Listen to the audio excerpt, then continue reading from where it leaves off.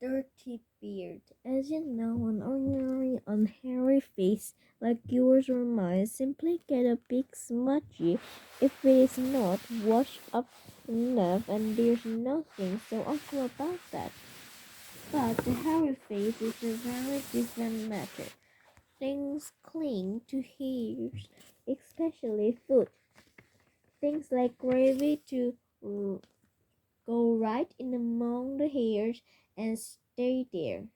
You and I can wipe our smooth face with a flannel and we quickly look more or less all right again, but the hairy man cannot do that. We can also, if we are careful, eat our meals without spreading food all over our face, but not so the hairy man. Which careful next time you see a hairy man eating his lunch, and you will notice that even if he opened his mouth very wide, it is impossible for him to get a spoonful of beef stew or ice cream and chocolate sauce into it without leaving some of it on the hairs. Mr. Twit didn't even bother to open his mouth wide when he ate, as we thought, and because he never washed. There were always hundreds of bit of old breakfast and lunch and supper sticking to the hairs around his face. Then they were big bits, mind you, because he used to wipe those off with the back of his head or on his shelf while he was eating.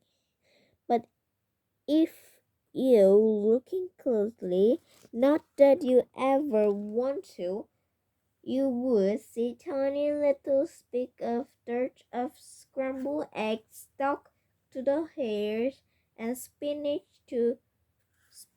and tomato ketchup and fish fingers and minced chicken's liver and all the other disgusting things Mr. Twit liked to eat.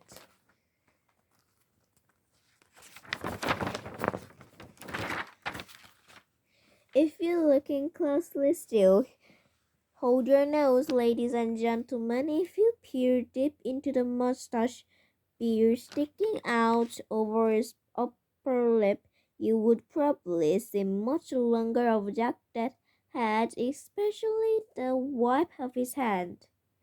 Things that had been there for months and months, like a piece of maggoty green cheese, or a moldy old cornflake, or even a smelly tail of a thin sardine.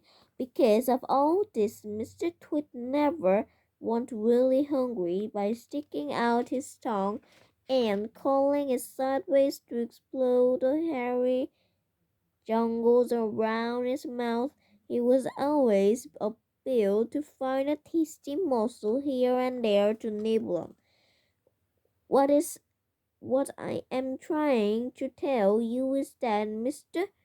Twit was a full and smiley old man.